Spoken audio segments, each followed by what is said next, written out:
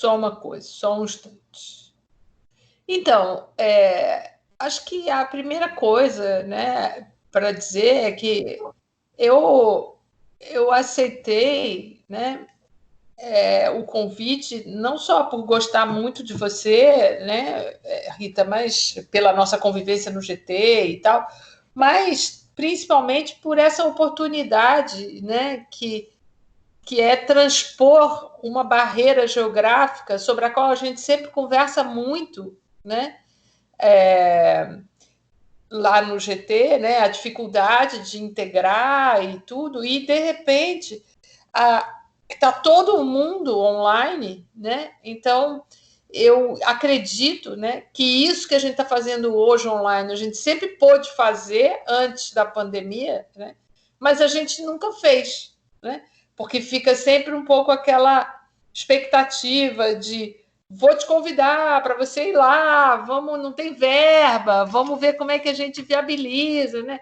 A gente tinha sempre um ideal, né, de forma de conexão que de repente a gente teve que abandonar. Então eu fico muito feliz de estar com vocês, porque estar com vocês já era um desejo muito antigo, né? Que a gente, uma conversa que a gente já teve várias vezes no GT e que finalmente se viabiliza, né, numa situação de contingência, né, a gente poder se encontrar porque o encontro é online, né? Então eu fico muito grata, muito feliz e muito honrada de estar conversando com vocês. Para mim é uma oportunidade, na verdade, de ouvir. Então também eu queria ver se tá todo mundo com o microfone mutado, né? Mas a qualquer momento que vocês tenham questões para colocar e tal, eu estou aberta a escutar, a debater e a conversar. Eu acho que esse é o maior papel que a gente tem como. Sim, sim, eu mudo para não me atrapalhar, mas né, é porque a semana passada eu participei de um curso que a moderadora do curso, a professora que moderava o curso, ela impunha o mudo para todo mundo. Então era uma coisa horrível, porque assim, sabe, era um modelo em que você pega a tecnologia e usa a favor de um modo autoritário de sala de aula, que não é o meu caso. Minha sala de aula sempre foi, e espero que sempre seja, uma sala de aula muito democrática, nesse sentido, né, de que eu me coloco num lugar de escuta, num lugar de acolhimento mesmo das dúvidas e das questões, né? Então, eu optei, até pela maneira como você apresentou a proposta, Rita, de fazer uma introdução mesmo à filosofia da Butler, né? Pensando um pouco como é que ela. Eu até vi que eu não mandei um certo artigo, então, que eu escrevi também, eu posso mandar depois, se vocês quiserem complementar, mas eu vou começar. Peraí, vou começar abrindo esse artigo também, porque ele tem uma imagem que me interessa. Então, enfim. Mas acho que assim, eu optei por tentar fazer uma coisa mais introdutória que, ao mesmo tempo, permita pensar, né, por que a Butler hoje ainda seria, né, uma autora importante, no sentido de que ela tem um percurso, né, filosófico. Eu acho que esse texto que eu mandei, né, que ele faz parte de uma iniciativa importante, que é uma iniciativa da Unicamp, né, que faz parte da rede de mulheres da filosofia, essa iniciativa, de falar de mulheres filósofas, né? Então, esse. Deixa eu compartilhar a tela aqui só um instantinho.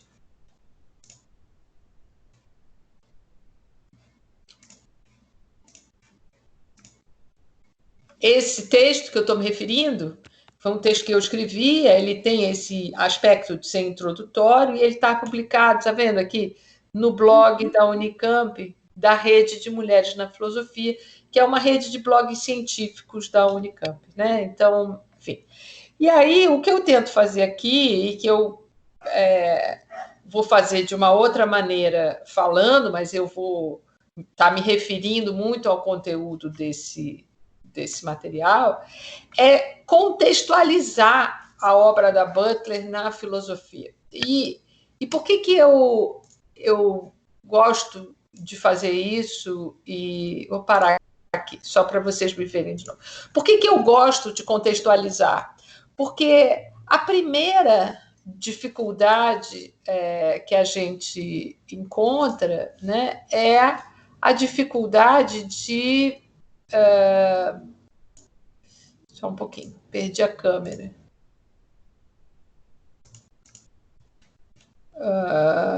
Não consigo trazer a câmera de volta. Anne, como é que... já... Tá, já consegui. Tá.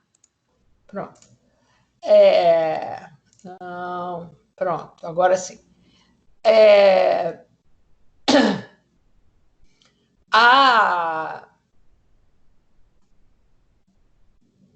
Não consigo te ver, Carla.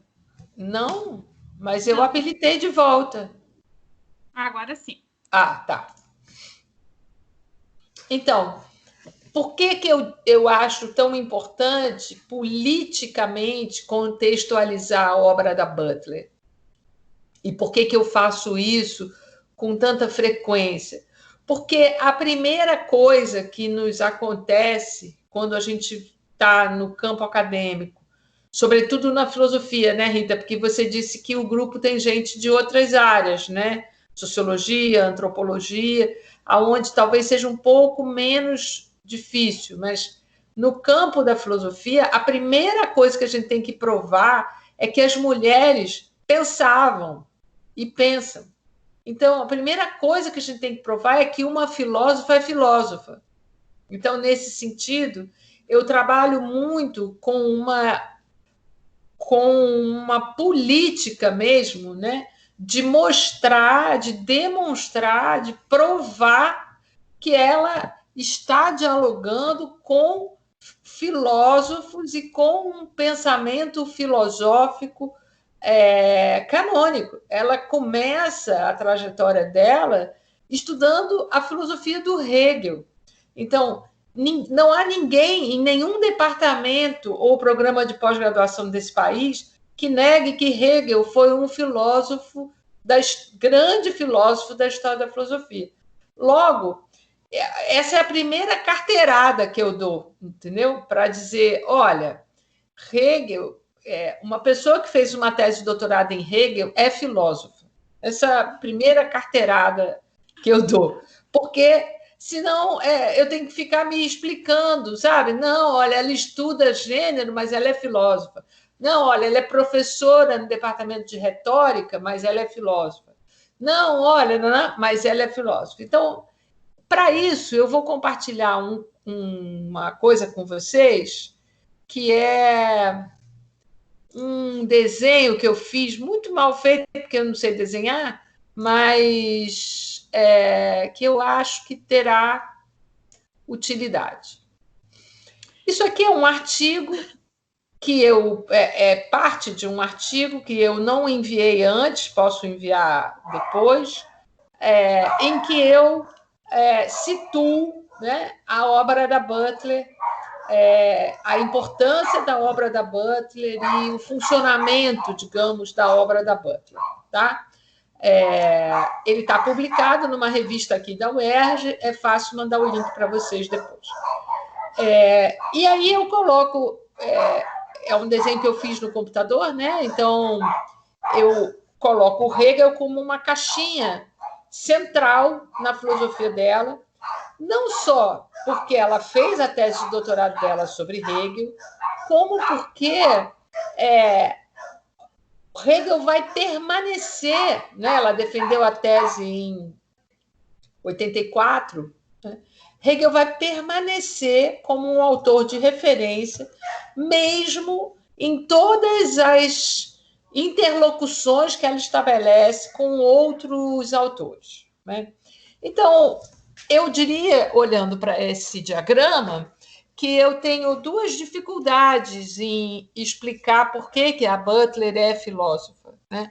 A primeira é que ela lê outras pessoas além dos filósofos, porque a gente sabe, né, por experiência própria, que para estudar teoria feminista, a gente tem que sair de qualquer campo que a gente esteja, né? Se a gente está na antropologia, a gente também tem que ir para a sociologia. Se a gente está na sociologia, a gente também tem que ir para a filosofia. Se a gente está na filosofia, a gente tem que também ir para a psicanálise. Então, não é possível, né, estudar gênero, estudar teoria feminista, estudar questões sobre heteronormatividade sem um certo trânsito, né, entre disciplinas. E isso é muito mal visto no campo filosófico. O campo filosófico gostaria que só ele, campo filosófico, existisse, certo? Então, eu fiz esse diagrama nesse artigo para tentar defender essa ideia de que ela é uma filósofa em trânsito. Eu escrevi isso também no meu texto introdutório lá para a Unicamp. Em trânsito, porque Hegel tem uma centralidade, mas ela transita entre a filosofia alemã e a filosofia francesa. Aqui, tanto na filosofia francesa quanto na alemã, a gente tem nomes que são reconhecidos no campo filosófico da história da filosofia, né? Na França, Jean-Paul Sartre, Michel Foucault, Jacques Derrida e Emmanuel Levinas. E, evidentemente, essa não é uma lista exaustiva, são alguns nomes que eu considerei mais importantes, são mais frequentes na obra dela, né?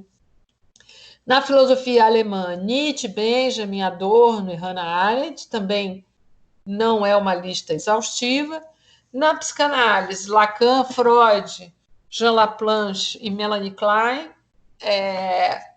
Também poderia incluir outros nomes aqui, como uma francesa muito importante, que é a Lucie Garret, ou a Joan River, né? Quer dizer, é sempre todas essas listas são só exemplos dos nomes de autores que ela mais visita, né? E algumas feministas, que também não é uma lista exaustiva, Simone de Beauvoir, Gayle Rubin, Monique Wittig e Gayatri Spivak. A Simone de Beauvoir, todo mundo conhece, né? Simone de Beauvoir escreveu O Segundo Sexo, Não se nasce mulher, torna-se mulher, é uma autora muito importante na filosofia francesa, no existencialismo e na filosofia feminista. A Gayle Rubin é uma antropóloga, né? É importante também, quem estuda antropologia já deve ter ouvido falar dela. Ela é uma antropóloga que tem muita influência no primeiro livro da Butler, que é o Problemas de Gênero, que é o livro mais lido aqui no Brasil, né? Porque desde que foi publicado em português em 2003, ele, de 2003 a 2014, era o único livro dela traduzido no Brasil. Então, ela fez, 10 livros nesse período, e a gente aqui, né, com a nossa dificuldade colonial, a gente continuava lendo um livro de 1990 sem saber o que estava acontecendo depois disso, né?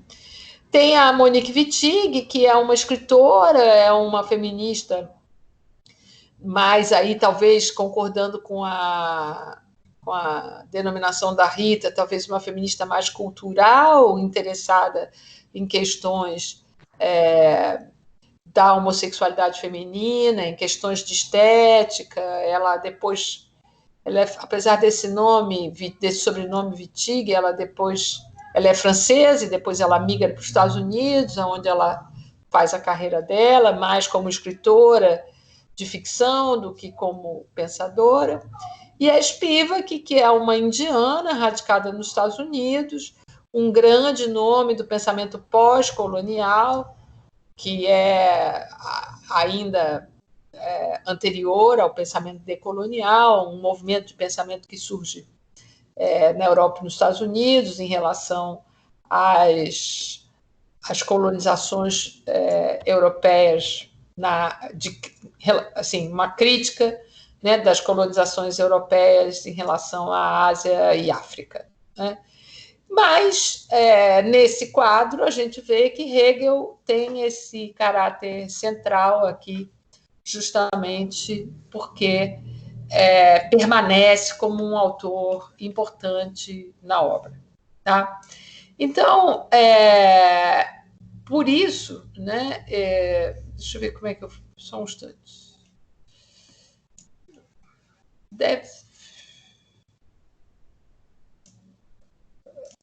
Tá. Então...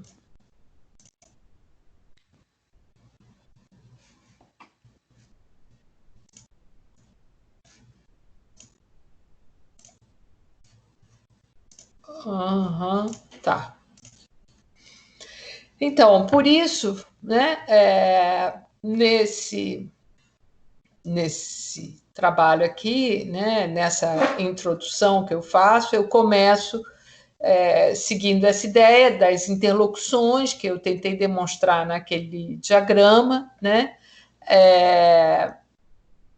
para chegar numa coisa que eu acho que talvez pudesse ser um certo guia, né, da nossa conversa, né? Tentar parar aqui. Eu acho que tem uma coisa... Como é que vocês preferem? Vocês preferem me ver ou preferem ver o texto? Porque... Carla, na verdade, nós estamos vendo o texto, nós não conseguimos te ver depois que tu tira o texto. Mas, assim, meninos, o que vocês preferem? Olhar o texto ou ver a professora Carla? Mas assim vocês não conseguem me ver? Eu Não. parando o compartilhamento e botando o vídeo de volta, vocês não conseguem me ver? Assim, para mim apareceu. Apareceu para então. todo mundo? Então, vocês preferem Não. isso? O que é menos cansativo? Eu acho que, como algumas não conseguem ver a senhora, professora, seria bom mostrar o texto que todo mundo consegue ver. Tá bom, ok. Ótimo. O texto, Carla, eu acho que tu enviou pra gente, sim, o texto. Tá direto no blog. Sim, eu enviei esse aqui que está direto no blog, mas o outro, que tem aquele diagrama, eu não enviei. É outro texto. O do diagrama é outro texto, tá? Eu só usei aqui porque o diagrama me ajudava, né, a demonstrar essas ligações. Assim, ele é um recurso mais visual, né? Então, agora, o que eu gostaria de tentar trabalhar? A Butler, ela é uma filósofa formada nos Estados Unidos, na Universidade de Yale, portanto, ela é uma filósofa norte-americana completamente na sua formação. Ela é hoje professora numa universidade na Califórnia, portanto, não há nenhuma dúvida, né, de que as questões que ela trata e que ela trabalha na obra dela são questões relativas ao modo de vida e à política e à sociedade norte-americana. Muitas das coisas que ela diz e escreve não se prestam a serem pensadas ou discutidas por nós.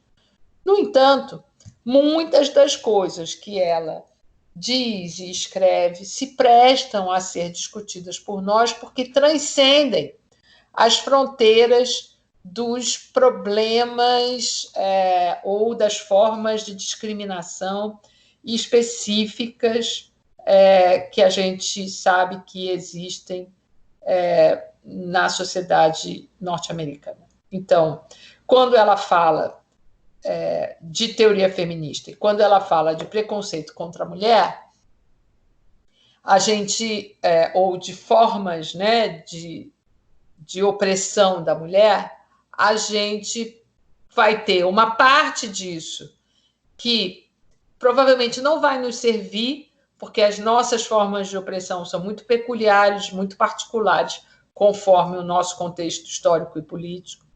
Mas tem uma outra parte que vai nos servir, porque é preciso considerar que todo o campo feminista brasileiro, historicamente, se formou em diálogo com os campos de feministas em outros lugares do mundo, né? Desde o século XIX, que as teorias feministas, o feminismo, o pensamento feminista se formou em relação, em diálogo e interlocução com esses saberes internacionais, até porque faz parte da nossa história de colonização depender, né, de saberes internacionais para reforçar as nossas condições de reivindicação no Brasil, né?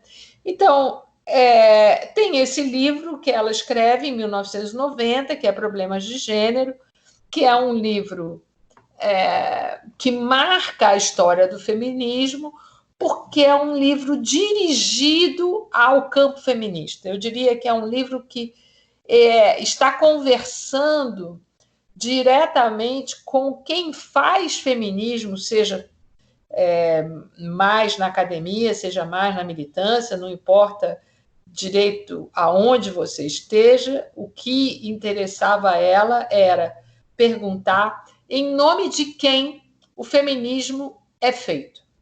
E quando ela faz essa pergunta, ela faz essa pergunta levando em consideração a ideia de que o feminismo deveria deixar de ser feito exclusivamente em nome da mulher, porque a mulher é uma categoria universal problemática, né? Na medida em que, filosoficamente problemática, politicamente problemática, na medida em que, cada vez que a gente fala a mulher, a gente produz um fechamento de uma identidade que está longe de poder ser estabilizada, certo?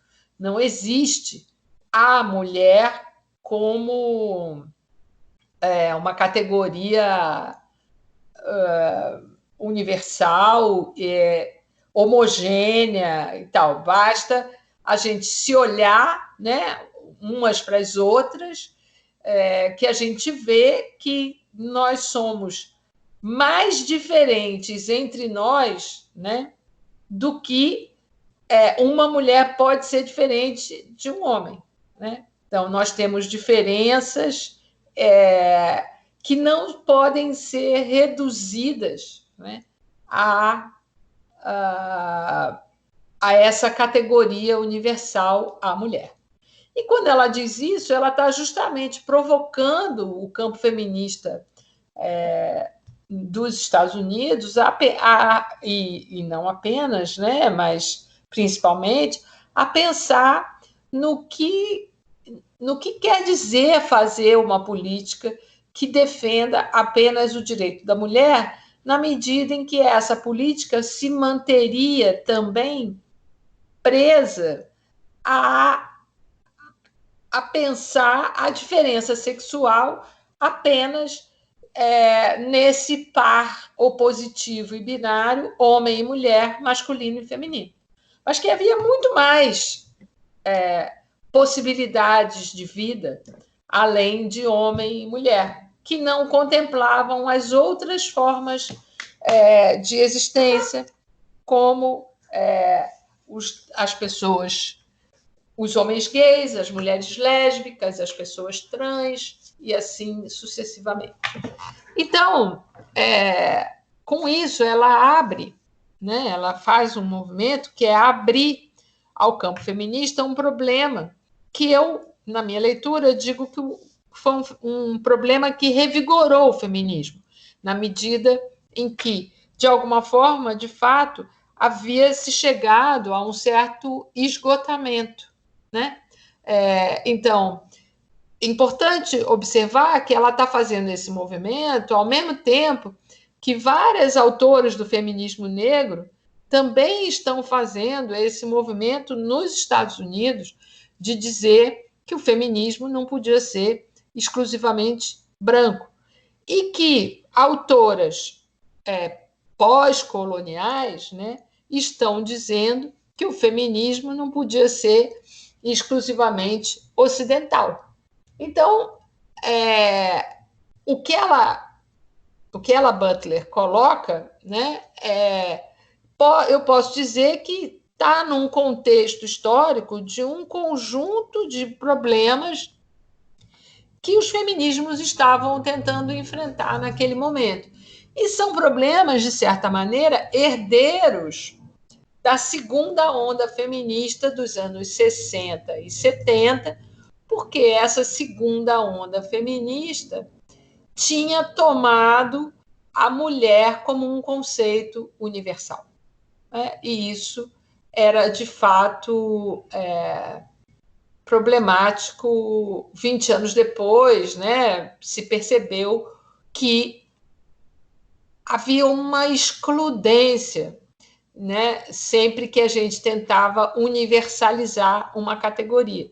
Então, se a gente começou, né, a segunda onda nos anos 60, 70, né, reivindicando que as mulheres não faziam parte da categoria universal, né, que só os homens cabiam no universal, ou seja, que o universal era restrito, né? Então, o que ela vai trazer de importante, eu acho, é mostrar que é restrito fazer um feminismo voltado exclusivamente para a mulher, porque é uma outra forma, né, de sustentar um universal que vai ser novamente excludente e que vai deixar de fora muitas mulheres. Então, isso para mim é uma coisa importante. Ela recebe muitas críticas dentro e fora do feminismo. Eu posso mencionar essas críticas depois, mas não gostaria de fazer isso agora para poder avançar um pouco aqui em relação aonde eu pretendo, até onde eu pretendo chegar, né, antes da gente abrir para o debate. O fato é que a gente está falando de Problemas de Gênero, que foi publicado em 1990, e, em seguida, a Problemas de Gênero, ela publica mais 3 livros. O primeiro, em 1993, chamado Corpos que Importam, foi recém-publicado pela N-1 no Brasil, saiu em dezembro do ano passado. O outro, chamado A Vida Psíquica do Poder, também saiu em outubro do ano passado, mas é originalmente de 1997. E o terceiro livro que ela escreve também, ainda desdobrando as questões que ela tinha levantado em Problemas de Gênero, foi Discursos de Ódio, Extable Speech, que esse ainda não está traduzido no Brasil.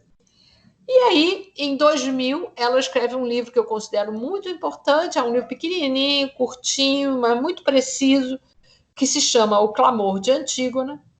É um livro dedicado ainda, né? Ainda que eu quero dizer, porque ainda há um debate para dentro do feminismo, começa assim, com um debate para dentro convocando as feministas a uma discussão, mas avança por uma leitura da tragédia de Sófocles, Antígona, né? E uma discussão sobre parentesco, sobre o que é família, afinal, né? Que tipo de família e que tipo de vida é inteligível como vida e que tipo de vida não é. E assim, esse livro eu considero um livro de transição, né? Assim, no sentido de que ele ainda carrega várias questões dos livros da década de 90, mas ele abre, né, uma porta para uma discussão ampla e importante em relação a um tema que vai se estabelecer na obra dela depois do 11 de setembro, que é o tema do direito ao luto e da precariedade da vida.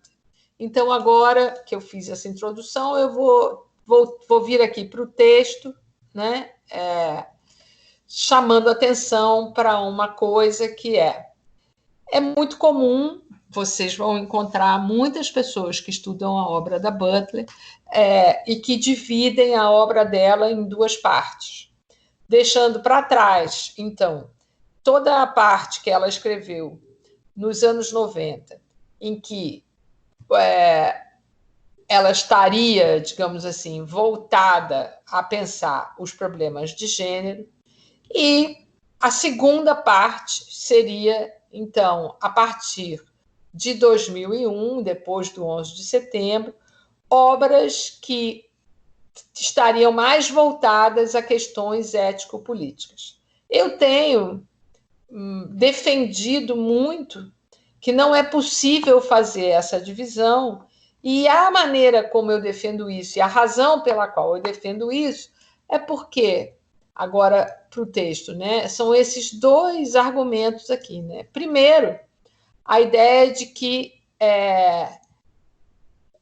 do meu ponto de vista, fazer essa divisão é supor que os problemas de gênero seriam problemas menores, né, dentro de um campo da filosofia política, ou seja, não seria um tema filosófico propriamente, né? Ela só se tornaria filósofa, então, nesse caso, voltando àquele problema inicial, né, de que como é difícil reconhecer uma mulher como filósofa, né? Ela só se tornaria filósofa no momento em que ela abandonaria, né, em que ela abandonou o problema de gênero e passou a tratar de outras coisas. Então, na perspectiva que eu adoto, há pelo menos 3 movimentos em relação a esse conceito de gênero, que é um conceito fundamental na teoria feminista e que ela abraça, desenvolve e problematiza. Né? Então, a primeira coisa que eu vou chamar a atenção é que ela cria problemas ao conceito de gênero, que era um conceito que pretendia fazer uma separação entre sexo e gênero. Né? Sexo é aquilo com que você nasce, marcado no corpo, e gênero seria aquilo que você adquire conforme a sua inscrição cultural e social. Ela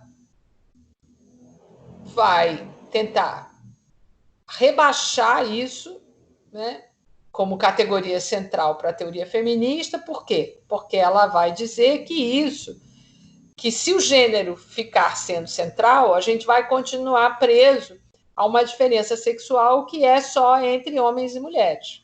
Né? Então, para ela, o conceito de heteronormatividade vai ser mais importante como um operador crítico, porque vai permitir perceber diferentes formas de discriminação, né? Ampliando, então, a teoria feminista para outros marcadores,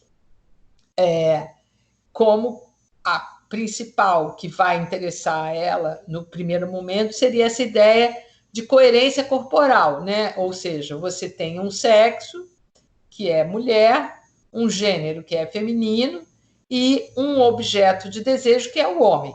Né? Ou você tem um sexo, que é o homem, um gênero, que é masculino, e um objeto de desejo, que é a mulher. Só essa coerência corporal produziria pessoas inteligíveis, né? Pessoas que podem ser reconhecidas no campo do direito.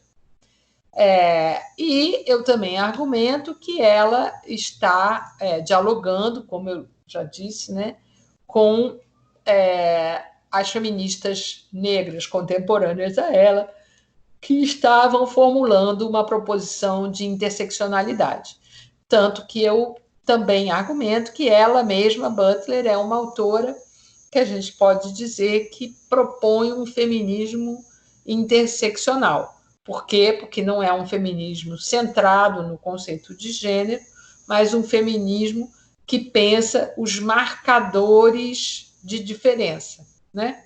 E que são marcadores de diferença.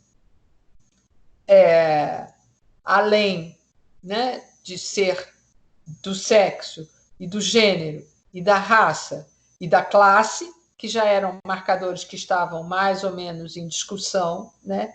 A coerência corporal é um outro marcador que ela identifica, né? A escolha de objeto sexual, a sua sexualidade, é outro marcador importante. E, aos poucos, ao longo do tempo, ela vai acrescentando outras coisas, como, por exemplo, religião, quando ela percebe, né, toda a forma de preconceito e de discriminação e de opressão e de violência em relação não apenas aos palestinos, que é uma causa na qual ela vai se engajar, mas em relação aos muçulmanos moradores residentes nos Estados Unidos, né, a perseguição ao islamismo e assim sucessivamente.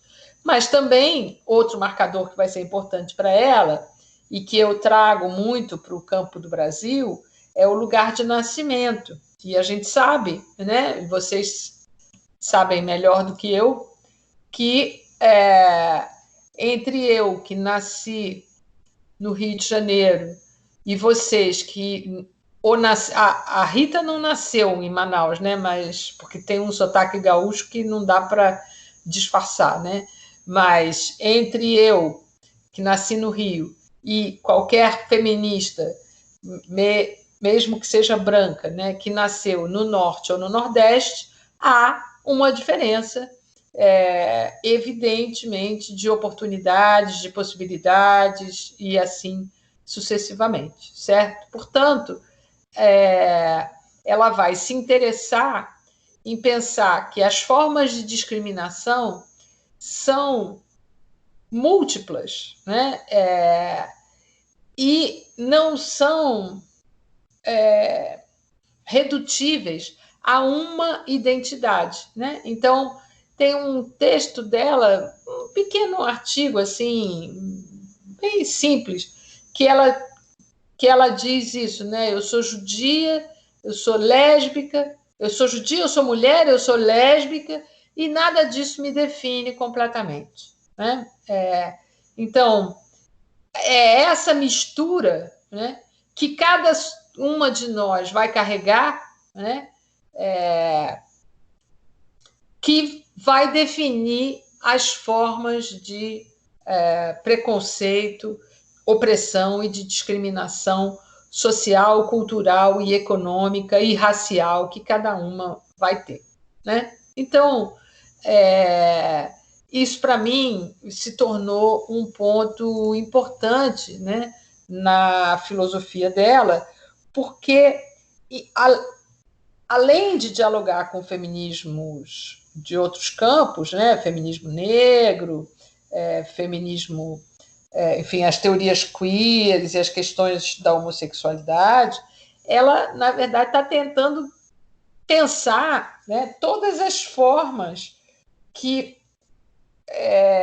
a gente talvez até não perceba, né, mas todas as formas que existem de opressão, né? Então, esse é um movimento, né, que me interessa, né? Por quê? Porque vai resultar num terceiro ponto, que é como ela vai perceber, né, ou como ela vai trazer para a filosofia política dela essa discussão sobre que vidas importam e que vidas não importam, né? Como determinadas vidas são marcadas para não valer nada e como determinadas vidas são marcadas para serem privilegiadas. E mais do que isso, como esses marcadores podem ser modificados, né, à medida em que isso interesse as formas de poder e as formas de opressão. Tá? Então, eu vou passar um pouquinho adiante, porque, então, eu organizei o texto, esse texto introdutório aqui, com palavras, conceitos que eu considero importantes na obra dela. Mas eu não vou passar por todos, porque não daria tempo, né, da gente ver todos, e além do mais está escrito, vocês podem ler, né?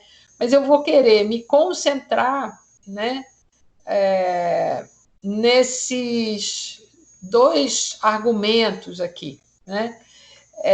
Identidade e performatividade de gênero, e depois luto e precariedade, que eu até gostaria de poder me dedicar mais do que o primeiro, mas não sei se interessa, né? Então, uma coisa, mas aqui é muito contemporâneo, então eu acho que vale a pena, né?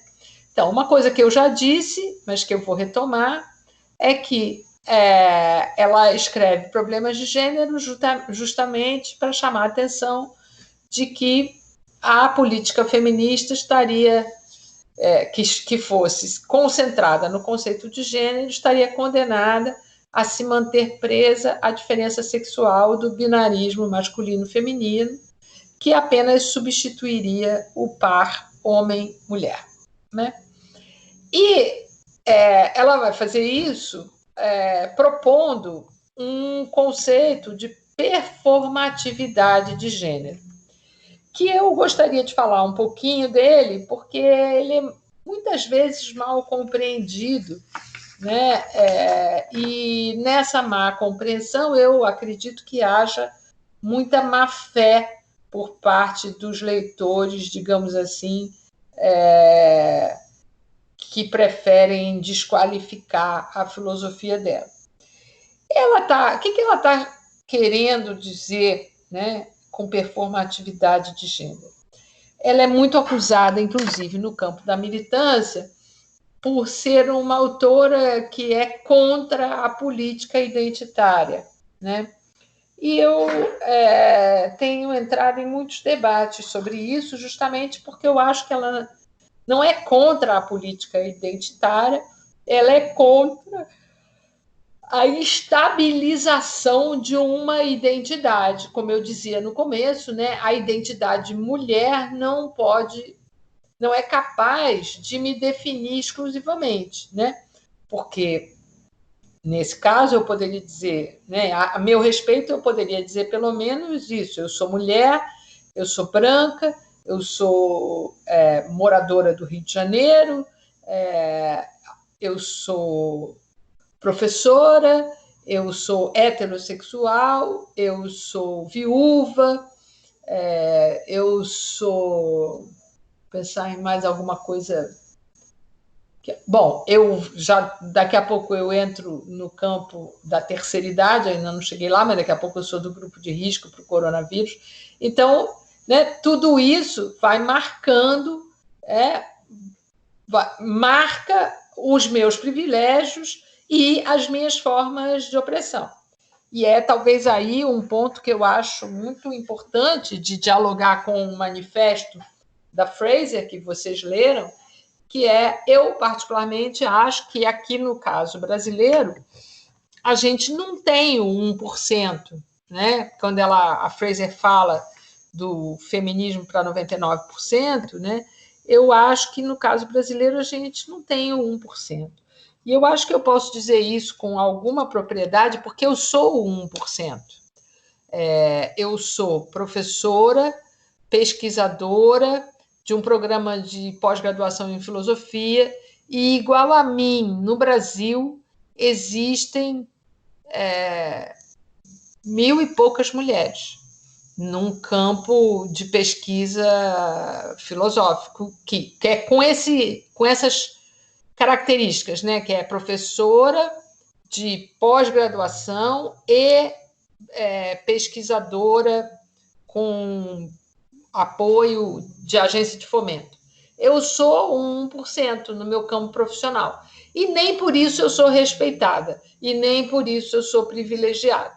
Tá certo? Então, sou privilegiada em relação aos homens, né? Eu posso ser privilegiada em muitas coisas, mas nesse campo especificamente, eu não sou privilegiada. Nenhum homem do meu programa me leva a sério, né?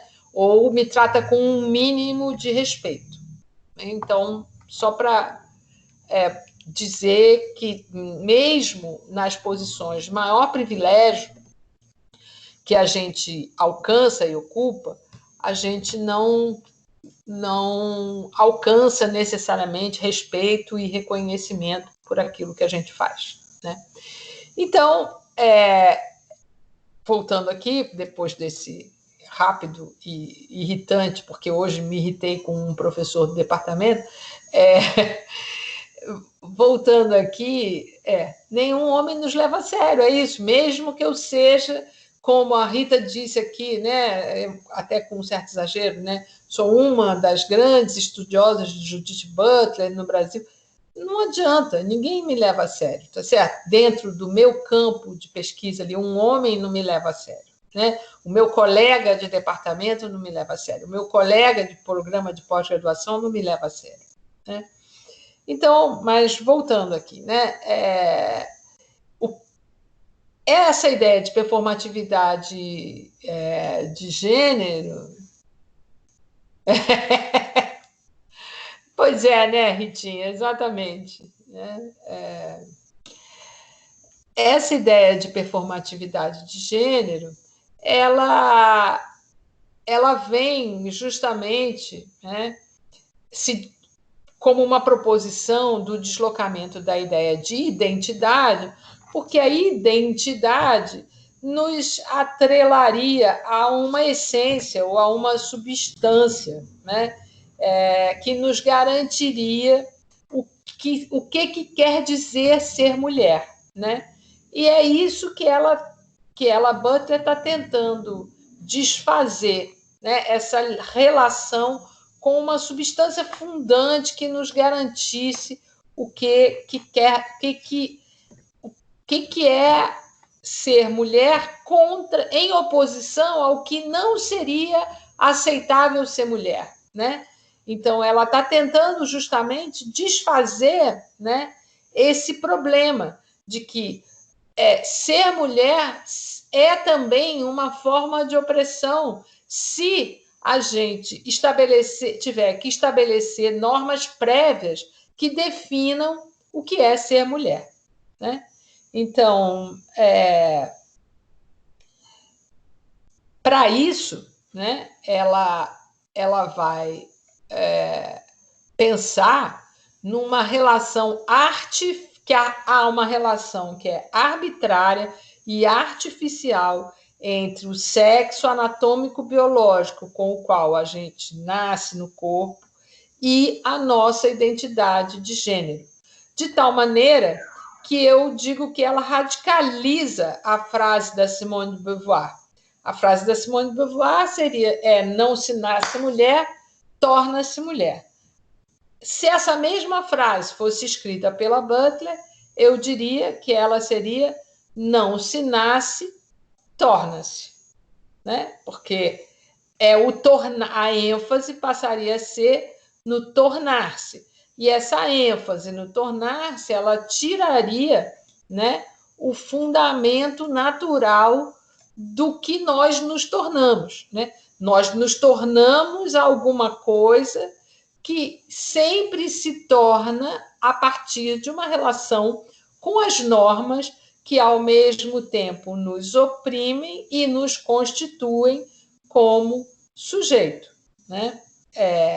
Então, aqui, nesse ponto, entra a importância da filosofia do Foucault, né? O sujeito tanto depende da sua obediência à norma, quanto a norma depende do sujeito obedecê-la para a própria norma continuar existindo. E é isso que ela chama de performatividade. uma repetição estilizada de atos, né?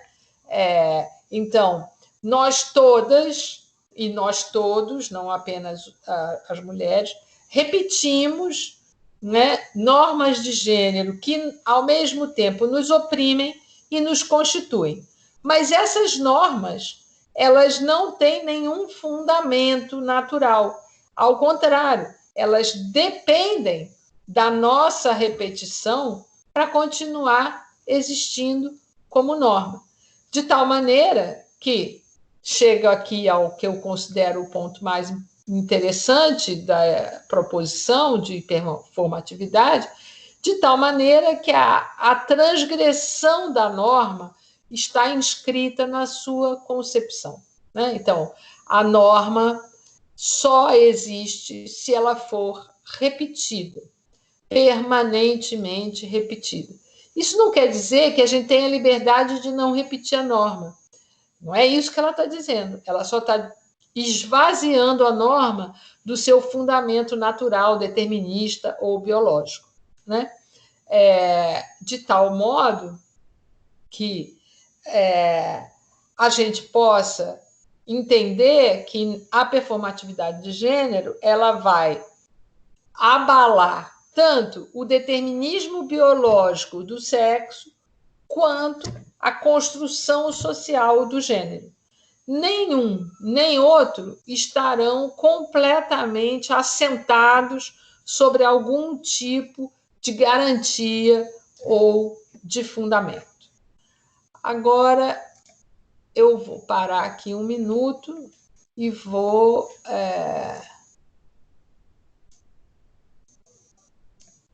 habilitar o meu vídeo. Tá, peraí. Parar de compartilhar. E habilitei o meu vídeo. Vai demorar um pouquinho para chegar aí, mas habilitei. E faço uma pausa, porque eu já falei 1 hora, e abro para uma rodadinha de perguntas e depois eu volto para ir para a segunda etapa. Que tal? Uhum. Muito bem. Eu só não consigo te ver. Não sei. Anne, sabe o que pode estar acontecendo? Não consigo ver a professora. Ninguém me vê? Porque eu estou com o vídeo acionado. Só que às vezes dá uma falha na internet, dependendo da qualidade, a gente não consegue ver direito mesmo, não. Por exemplo, eu consegui ver a senhora no celular. Quando eu liguei no Skype do celular, funcionou. Mas agora que eu estou mexendo no computador, não aparece. Mas quase ninguém aparece. Eu só consigo ver a professora Rita. Sim. Eu não sei como é que estão os outros. Como que eu faço Para mim tá aparecendo. para ver modo de exibição? Eu botei modo de exibição em grade para eu ver a Carla. Tem que ser em orador? Modo de exibição do orador? Não, pode ser em grade mesmo. Aí, se você... Tu tá vendo no computador ou no celular? No computador. Se tu quiseres ver a pessoa na frente de todo mundo, tipo, na tela mesmo, só ela, tu pegas o nome dela aqui e arrastas para o meio, que aparece. Tu consegues dividir a tela, por exemplo, se tu quiseres... Deixa eu te mostrar. Eu vou dividir rapidinho a tela. Peraí. Vocês estão vendo já o meu? Ainda não, demora um pouquinho, né? Tá, me diz aí. Estou vendo. Vocês conseguem tirar as pessoas ou colocar pessoas, ó. Eu só quero ver a Rita, então eu tirei todo mundo. Aí vamos lá, eu quero ver a Renata. Então, a Renata disse aqui no chat que está me vendo pelo celular. A internet dela é boa. Ah, É alguma coisa do tipo. Mas eu não consigo ver a senhora também, ó. A senhora não aparece aqui para mim. Mas vocês conseguem, ó, dividir para todo mundo se quiserem, que apareça todo mundo ou não. É só puxar. é porque eu tô com o meu vídeo acionado, entendeu? Assim, então, a princípio, Deveria aparecer. deveria aparecer. Eu consigo. Não sei o que é. Mas eu acho que daqui um pouco a Carla aparece. Agora eu tô vendo só a Anne. E realmente eu não consigo chamar a Carla para o meio para chamada. Vocês estão todas em Manaus? Eu sim. Eu acho que sim, algumas estão em Manaus, outras estão no interior do Amazonas, em Tefé. Sei. E aí elas têm algumas que também não conseguem habilitar áudio e vídeo por conta de conexão, viu, Carla? Claro. Não é porque um dos marcadores de desigualdade também entre sul, norte e sudeste é o acesso à internet. Claro. O Amazonas não é muito difícil a internet, e no interior isso se multiplica. Claro, porque quando eu falo do marcador de local de nascimento e local de moradia, né, eu posso pegar o Brasil como um exemplo, como inúmeros exemplos, né? Porque se você está num grande centro urbano do Sudeste, você vai ter uma distinção, né, interseccional entre quem mora na cidade, quem mora na periferia, ou quem mora na cidade, quem mora na favela. Mas se você depois pode refazer isso, né, entre Sudeste, Nordeste, ou você pode fazer Sul, né, e Norte, né, no sentido um Sul mais amplo, né, do que só o Sudeste, mas somar Sudeste e Sul e separar Nordeste e Norte, né?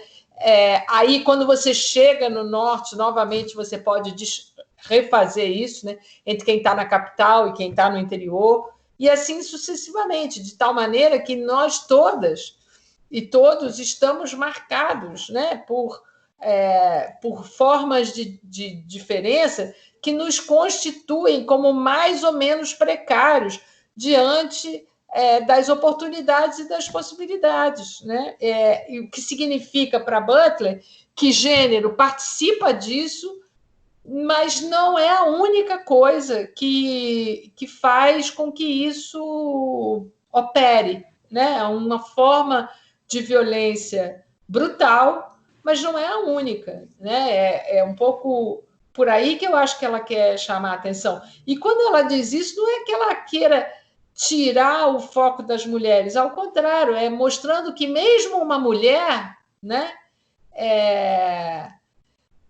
Mesmo uma mulher, ela não é só discriminada por ser mulher. Eu acho que é isso que é o ponto dela, entendeu? O que é o ponto importante quando a gente faz a soma, né, dos fatores. Eu não sou discriminada só porque eu sou mulher, né? Embora tenha um peso muito grande, né? Mas eu posso ser discriminada, por exemplo, por ser mulher e ser gorda. Né? Ou eu posso ser discriminada por ser mulher e ser velha. Eu posso ser discriminada por ser mulher e ser negra, ser mulher e ser feia, ser mulher e ser, enfim, lésbica. Né? Tem N fatores que agravam a minha condição, digamos, primária, né, de ser mulher. Então, é isso que ela quer chamar a atenção, mas ela não, ao contrário, e sem, eu acho, tirar o mérito das feministas negras, ao contrário, bebendo na fonte do feminismo negro, né? Ela é uma interlocutora da Angela Davis, inclusive, pegar isso que as feministas negras perceberam tão bem, né? Que no caso de uma mulher negra, nunca conta só ser mulher, conta sempre ser mulher e ser negra, né? De tal maneira que as coisas ficam sempre piores, né? O que a Butler quer fazer é colocar tudo aquilo que conta, né? Então, pegar esse movimento das mulheres negras de dizer, olha, ser mulher mais ser negra é igual a um resultado pior na equação da desigualdade, a Butler quer pegar e botar tudo isso que conta. Por isso, essa ideia, Rita, de um feminismo cultural, porque ela vai pegar fatores de comportamento, né? Como ser homossexual, ou como ser transexual, ou como religião, realmente, fatores culturais que também interferem nas formas de discriminação, né? Então, acho que é isso que me encantou, né, na obra dela. Foi por isso que eu me dediquei, né, tenho me dedicado, né, há tanto tempo a estudar a obra dela, porque a minha experiência anterior, né, a conhecer a obra da Butler já era essa, já era de perceber que nunca eu era discriminada só por ser mulher, que ser mulher era um fator, né? Mas sempre entrava mais alguma coisa, né? Porque, por exemplo, se você pegar uma situação heteronormativa boba, um exemplo banal, entre ser mulher sozinha e ser mulher solteira, digamos, né? E mulher casada. Isso eu estou falando de um caso de heterossexualidade mais convencional possível, né? Então, não precisa... O que eu quero dizer é que não precisa ir muito longe, né? Porque aí, é claro, você vai ver que uma mulher que faça, né, uma escolha ou tenha uma vida homossexual, de relações homossexuais, essa mais ainda. Mas eu estou pensando num negócio mais careta e convencional possível, né? Mesmo assim, nunca é só por você ser mulher, né? Sempre tem mais alguma coisa, né? Então, a experiência de não poder ser uma mulher, quer dizer, mesmo, então, né, pegando todos os meus marcadores de privilégio, né? Mulher, branca, escolarizada, renda, né? Uma renda decente dentro desse país indecente, né? Bom, mas se você é sozinha, ou se você é casada, ou se você é solteira, isso faz diferença. Isso dentro de um quadro heteronormativo, né? Então, imagino que... Aí você vai pensando, né? Aí, isso tudo, se você tirar o marcador de branquitude e passar para a negritude. Piora muito, né? Porque piora a renda, piora acesso à escolaridade, etc. Então, cada uma dessas coisas, quando ela se mexe, ela altera as outras, né? E eu acho que é isso que ela quer quando ela faz uma crítica da identidade, porque nunca a gente consegue se definir só numa coisa, porque aquela única coisa com a qual a gente tenta, né, se definir quando faz um feminismo em nome da mulher, ela não dá conta da multiplicidade de discriminações às quais nós estamos sujeitas. Carla, eu vou aqui começar uma provocação para ti, porque falando assim um pouco de feminismo plural, feminismo singular, eu penso que a Butler se aproxima do que é um feminismo plural, assim, sabe? À medida que ela vai falar dos múltiplos marcadores de opressão, né? Que podemos dizer, bom, ela vai usar a discriminação, né? Mas, enfim, eu vou falar de um lugar que é do feminismo singular, lá do materialismo histórico, enfim. Mas eu queria te fazer uma provocação, porque estava pensando aqui quando tu estavas falando dos múltiplos marcadores de opressão, né? Será que o pensamento da Butler não leva a gente a pensar para além de um conceito de interseccionalidade, numa ideia de transinterseccionalidade ou transseccionalidade? Porque, dada essa ideia dos múltiplos marcadores de opressão, né? Uma coisa que me veio, porque também é uma questão mal lida a ideia da interseccionalidade, né? Que só coloca como uma simbiose ou uma relação entre raça, classe e gênero, né? E aí não há a centralidade do gênero, não há a centralidade da classe, enfim. essa é a primeira provocação que eu queria te fazer, né? E uma segunda questão que eu, assim, li os teus textos e depois tu falando também, porque é interessante quando a gente lê a autora e depois a gente consegue conversar com ela, que é o caso aqui nós, né? Nós tivemos o privilégio de ler teus textos e agora estamos tendo o privilégio de conversar contigo. E a segunda ideia que me pareceu, assim, que a Butler, e aí eu posso estar equivocada na minha leitura, eu quero que tu me diga que se eu estou ou não equivocada, tá? Ou se, enfim, é uma interpretação que eu fiz. Ela começa as discussões e tu dizes que ela vai, as leitoras da Butler vão dividir o pensamento dela em dois, né? Em dois momentos. É que nem quando se fala do jovem Marx e do velho Marx, né? Essa coisa do pessoal da história de achar marcadores temporais, né? Ela começa com uma reflexão perguntando, mas qual feminismo importa, né?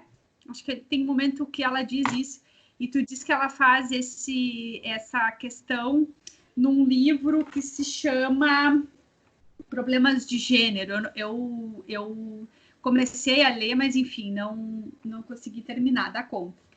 E mais adiante, me parece que ela faz uma outra questão que vai para além disso, né? Que eu acho que é o que torna o pensamento dela essa ideia de múltiplo, né? Que vidas importam? Ela começa a se perguntar por isso, né? E não mais que feminismo importa. Então, isso é uma segunda questão que eu queria colocar, só para já animar as meninas aí a fazer perguntas, enfim. Olha, Rita, eu só posso te agradecer, porque eu acho que são duas grandes contribuições ao que eu venho apresentando aí nesses tempos.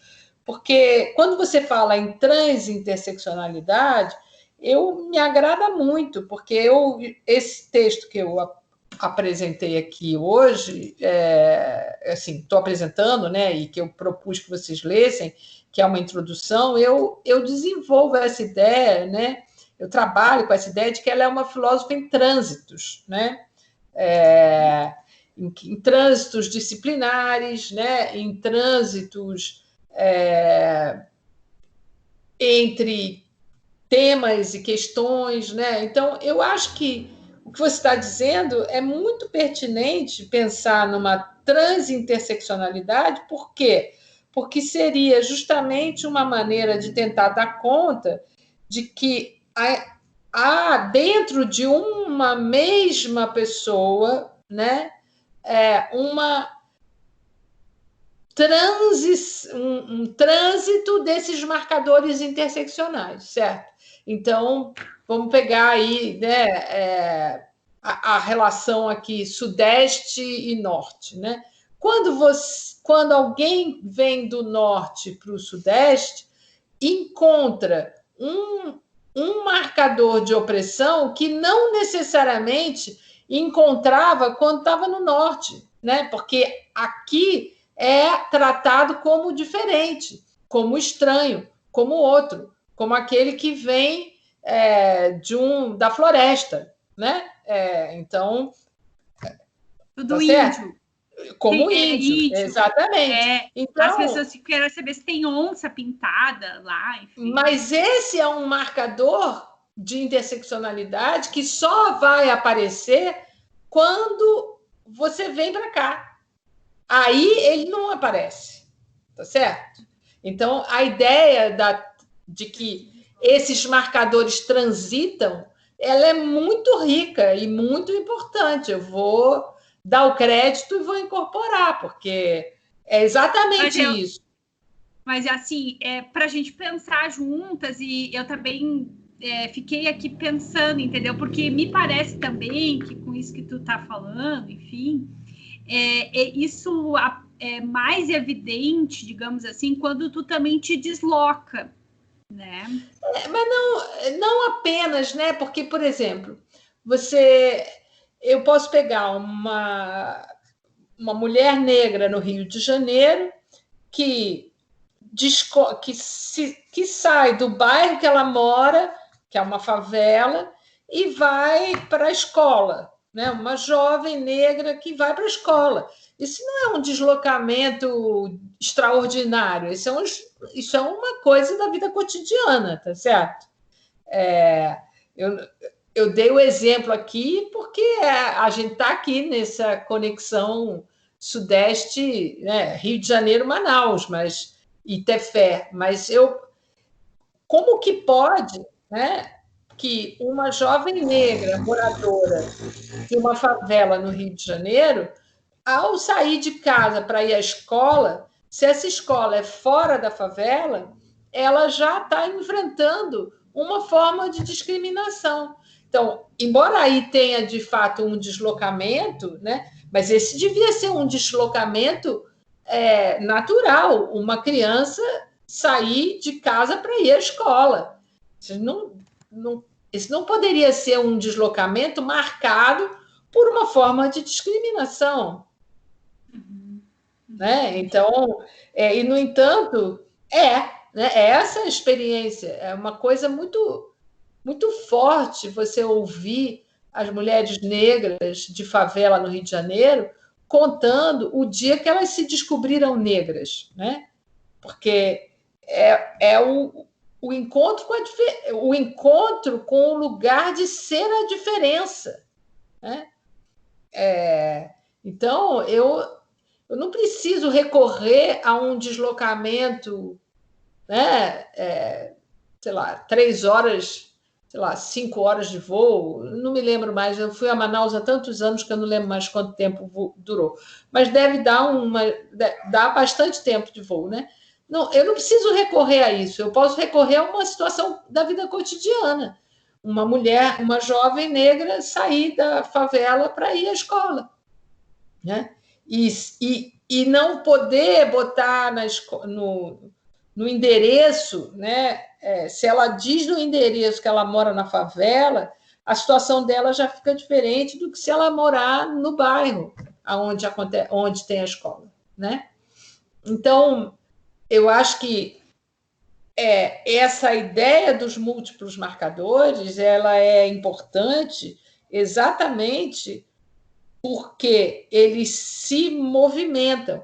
Então, eu vou dar outro exemplo, que se movimentam no tempo também, né? As mulheres velhas também são discriminadas de outra maneira que as mulheres jovens. As mulheres jovens são discriminadas porque são jovens, supostamente são burras, né? Bonitas e burras, porque aí tem uma ênfase, né? Na sexualidade, no corpo, né? Na ideia de objeto, são alvos de violência sexual, estupro, etc. Mas as mulheres velhas são discriminadas porque são velhas, não se prestam mais ao sexo, são descartáveis, são horrorosas, né? No sentido, horrorosas em que sentido? No sentido de não poderem mais ser objeto de desejo sexual.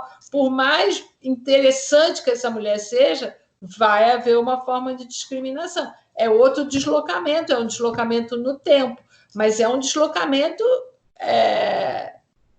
também da vida, né? No sentido de que eu não estou falando aqui de, sei lá, ser discriminada porque saí do Brasil e resolvi morar nos Estados Unidos, e aí o Trump discrimina imigrantes. Não é uma política, né? Não é uma coisa externa a mim, né? Envelhecer é um processo, né? Como outro, assim como a escola é um processo da vida social, né?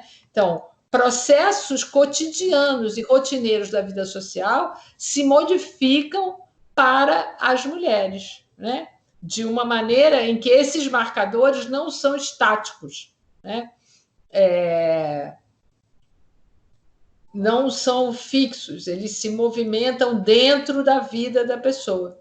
Eu acho que essa contribuição é muito, muito rica e muito importante. E já indo para o seu outro comentário, eu acho que é muito bom pensar essa relação que feminismo importa e que vidas importam, porque aí você vai ter um elemento comum às duas questões, que é a questão do corpo, sabe? Porque muitas pessoas criticaram a Butler no começo, porque quando ela fala em performatividade de gênero, pareceria que ela não estaria dando peso suficiente à materialidade do corpo. Mas o corpo importa tanto a ela quando ela está falando com as feministas, porque ela está dizendo, de alguma maneira, que se o feminismo retirou o corpo do fundamento, é preciso também retirar o gênero do fundamento. E quando ela continua pensando o problema das vidas que importam, ela vai pensar justamente a vulnerabilidade de certos corpos mais precários do que outros corpos. Então, eu tenho defendido o argumento de que o corpo é um elemento constante e central na obra dela. É uma questão que está presente desde o começo até hoje, né? O corpo exposto, né, a toda, desde o corpo exposto ao poder discursivo, né, lá na relação entre corpo biológico e gênero social e construído, até hoje, quando ela está discutindo que corpos têm direito a ocuparem o espaço público, a estarem nas ruas, a terem sistema de saúde. Esse problema do sistema de saúde é um problema gravíssimo nos Estados Unidos, é muito mais grave do que no Brasil, radicalmente mais grave do que no Brasil, porque aqui a gente tem um SUS precário, mas ele existe, nos Estados Unidos não tem nada parecido com isso. É uma causa que ela abraça.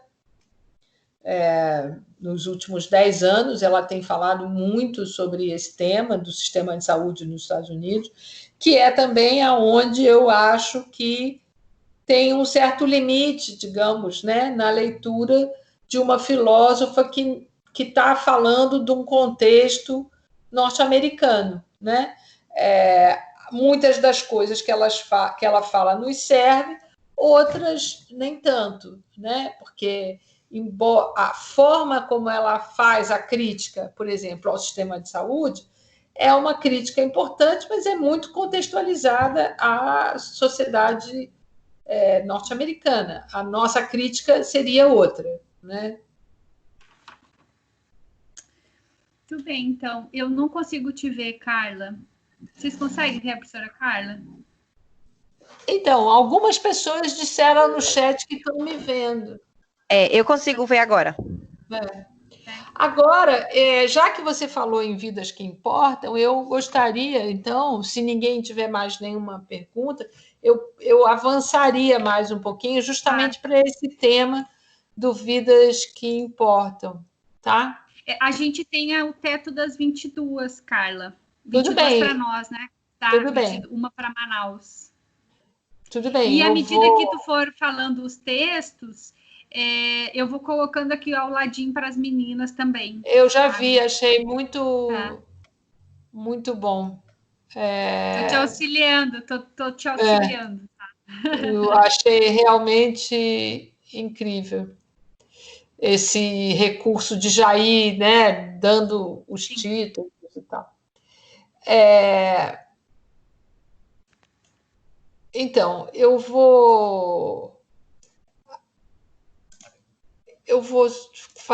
usar essa ferramenta do chat e vou colocar aqui um trechinho do texto, porque eu acho que fica melhor, porque quem estiver me vendo, continua me vendo. Então, eu tenho, nos últimos 6 anos, eu venho pesquisando mais especificamente esse tema do luto. Eu vou falar dele rápido, é um tema difícil.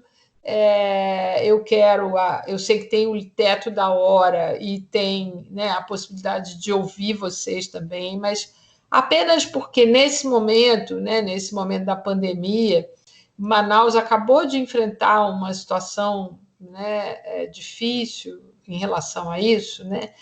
O que acontece é que a Butler percebe que há uma diferença de reconhecimento das vidas a partir da maneira como elas são enlutadas. Isso, em si, seria mais ou menos óbvio, né? A gente pensar que uma pessoa pode ser enterrada desde uma vala comum até ter honras de chefe de Estado no seu funeral, né? Isso significa que a morte também é um marcador de diferença, tá certo? A maneira como você é enterrado também funciona como um marcador de diferença.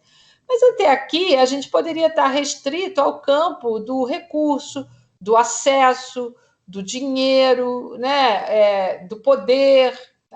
Mas o que me interessa é que é um pouco mais do que isso, porque significa para ela trazer o tema do luto para o momento em que a vida começa.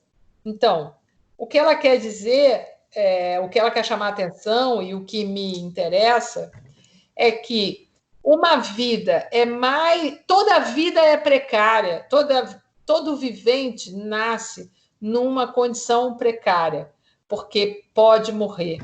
E todos nós, quando nascemos nessa condição precária, dependemos e vivemos numa relação de interdependência com uma rede de cuidados visível e invisível, né? Então, tem uma rede de cuidados que se dedica a tornar a nossa vida uma vida vivível, né?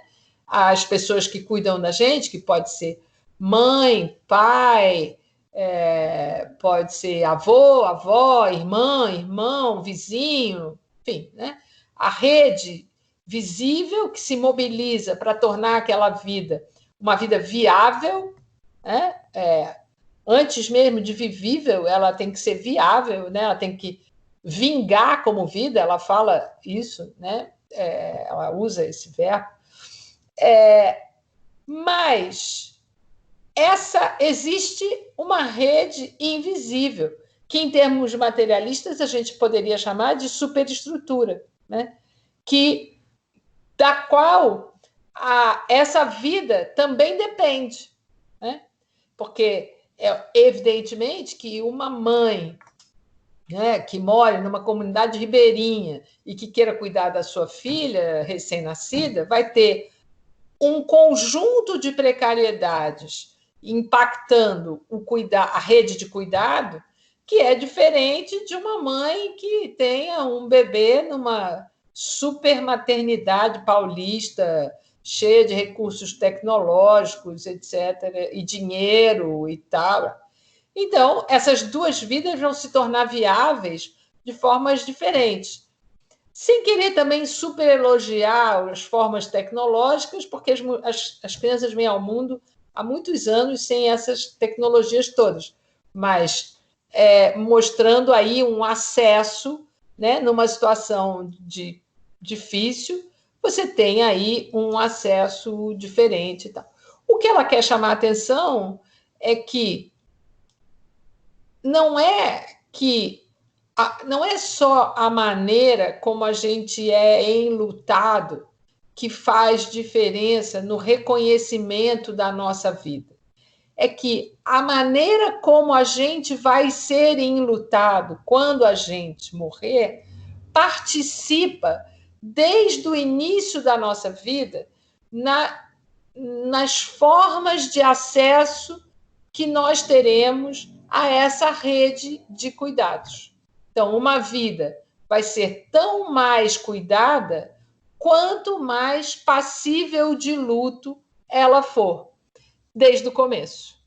Então, é aí que eu acho que entra uma coisa importantíssima, que só é possível fazer a crítica às políticas neoliberais que ela, crítica na qual ela se empenha fortemente, né?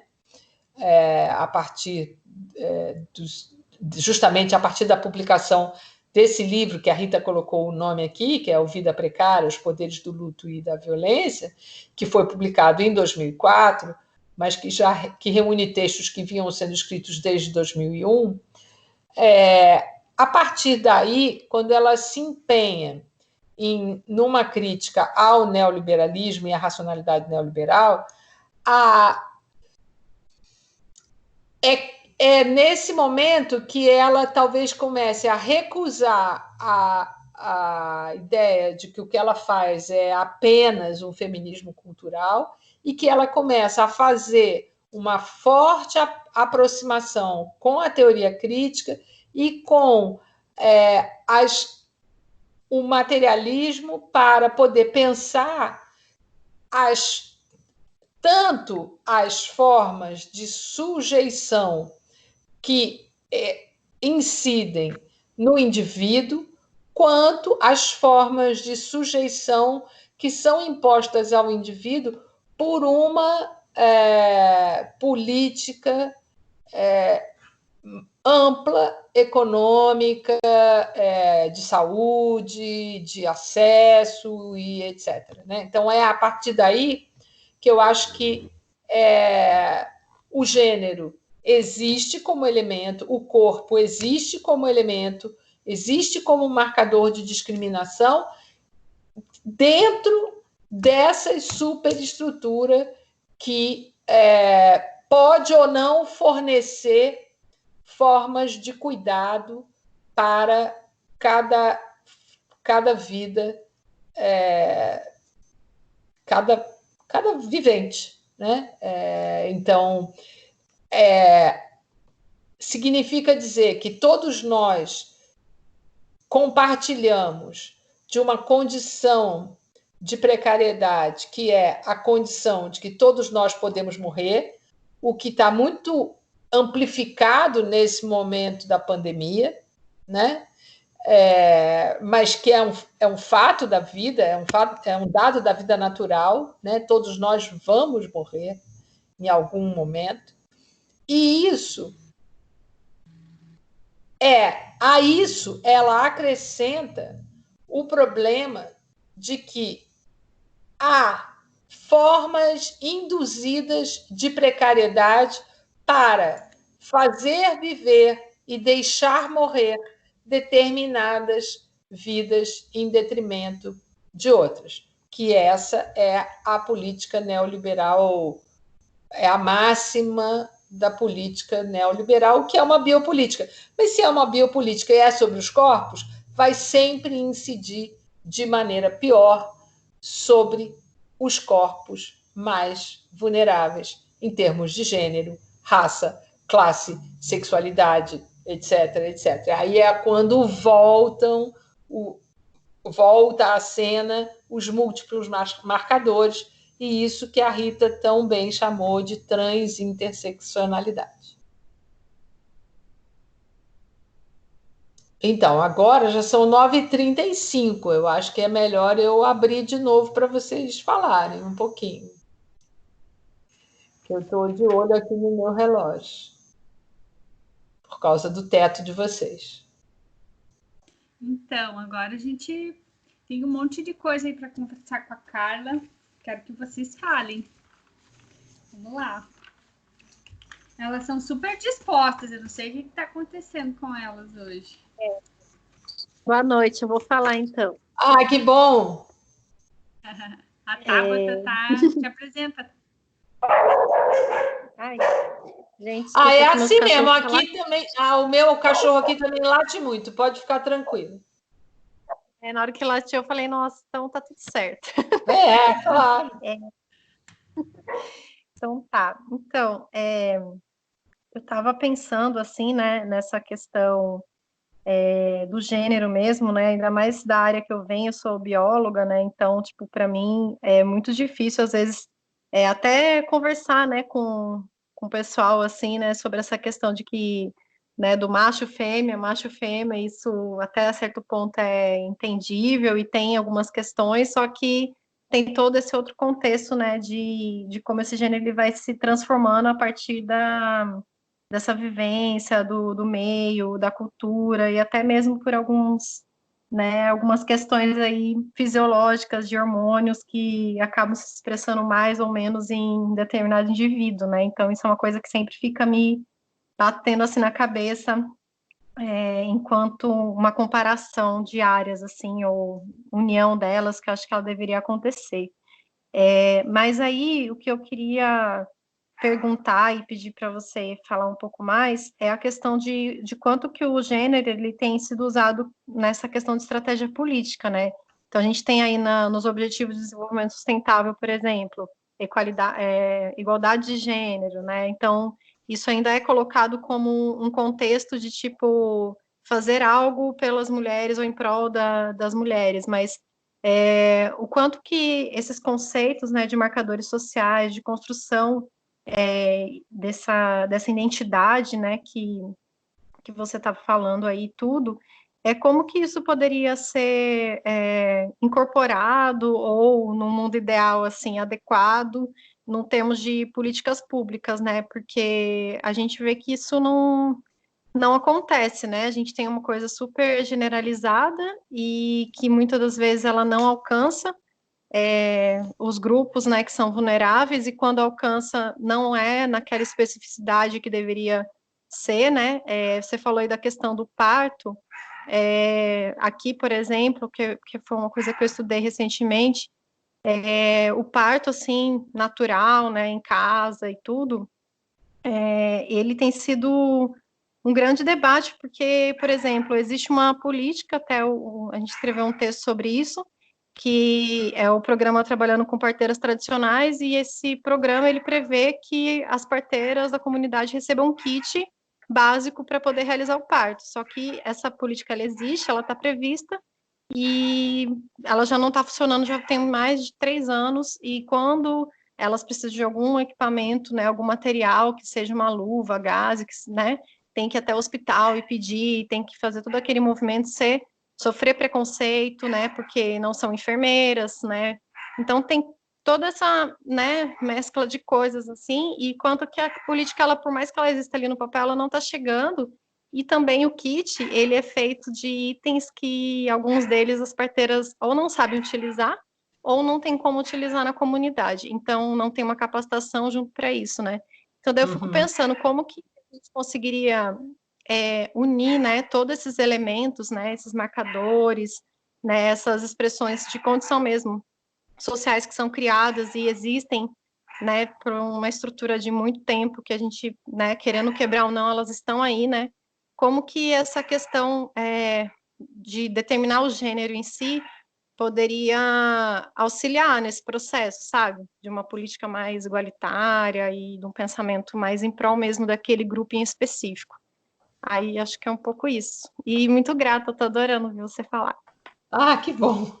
Que bom que está sendo bom, né? Porque eu me espantei quando a Rita marcou, porque hoje era feriado.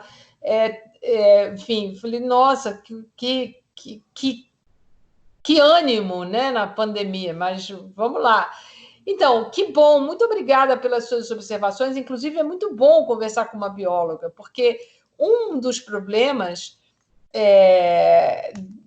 da crítica ao sexo, né, como um sexo biológico, é que esse sexo biológico seja determinado exclusivamente pela genitália, né? E quando a gente sabe que não é apenas isso, né? Quer dizer, a gente sabe, quer dizer, você sabe como bióloga, né? Porque eu, que sou filósofa, não sei explicar isso, mas você certamente sabe explicar que há um conjunto, né, de elementos biológicos que definem um corpo e que justamente o problema, né, de fundamentar, né, o sexo no corpo está na ideia de fundamentar não no conjunto dos elementos corporais, mas especificamente no aparelho reprodutor, tá certo? E na genitália sexual.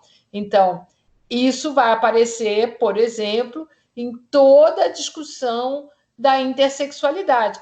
As primeiras pessoas a usarem o termo gênero não foram as antropólogas feministas, foram psiquiatras e médicos que estavam tentando entender o problema das pessoas homossexuais e ou pessoas intersex que tinham um corpo e tinham um comportamento social diferente do que era esperado daquele corpo.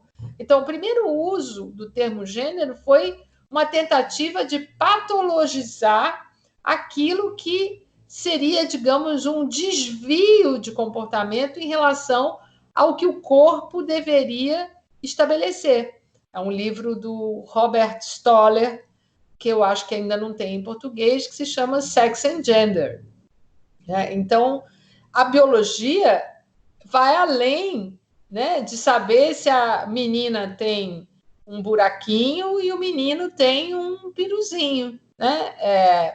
Então, acho que isso tá implicado, né, no pensamento da Butler, também isso, né, que a gente não defina o corpo especificamente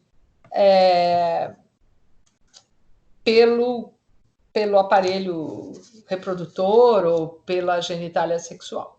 A outra coisa que você se referiu em relação às parteiras, você sabe que imediatamente depois que eu dei o exemplo, eu me arrependi, porque há uma desqualificação muito grande, né, das práticas tradicionais das mulheres em relação às tecnologias. Eu estava tentando dar um exemplo em termos de acesso a recursos, pensando numa situação, digamos...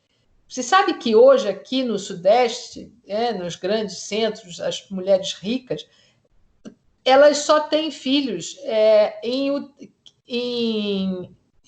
perinatal, né? Em maternidades com acesso à UTI neonatal.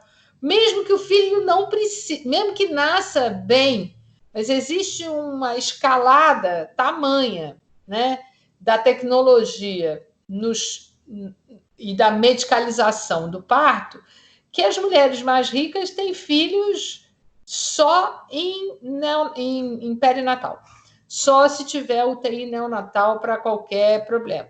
Enquanto isso, a parteira não consegue o kit, né?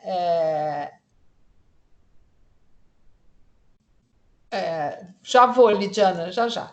Enquanto isso, a parteira não consegue o kit, né? Então, é dessa distinção, né, que a gente está tentando, que eu estou tentando falar, sem hierarquizar, que seja melhor ter um filho numa maternidade paulista do que com uma prática de parteira tradicional em Manaus, mas justamente chamar a atenção para o fato de que o acesso à sobrevivência e ao filho vingar é tamanho aqui no Sudeste que o filho já nasce num lugar que tenha uma UTI para atender essa criança que pode ter algum problema não previsto nos 9 pré-natais e não sei quantos exames, faz exame para tudo, quando a criança nasce já sabe tudo da criança, que é totalmente de uma experiência totalmente diferente de uma experiência de uma parteira. Agora,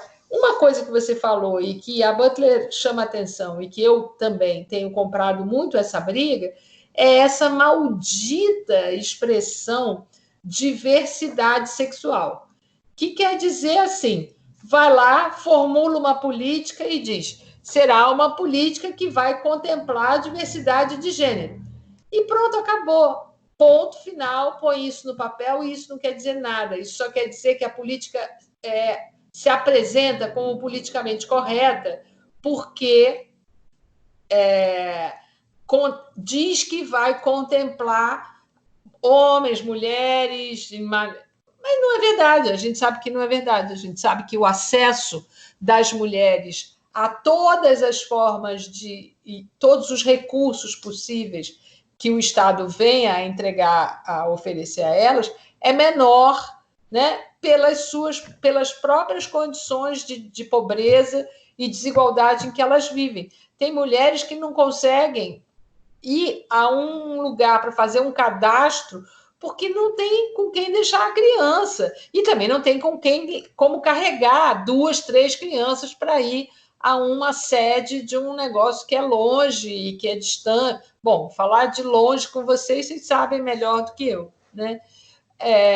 Então, eu acho que é muito ruim, fez muito mal à política pública de uma maneira geral, a ideia de que dizer que é uma política de equidade fosse suficiente para contemplar as demandas feministas. Porque não se trata, de fato, de buscar uma política de equidade, se trata de buscar uma política que resolva as desigualdades, portanto, que afirme e reconheça a maneira desigual da mulher, e aí trate a mulher de uma maneira diferente, positivamente diferente, entendeu? Porque dizer que vai ser diversidade de gênero não atende em nada aos nossos problemas, apenas simplesmente parece politicamente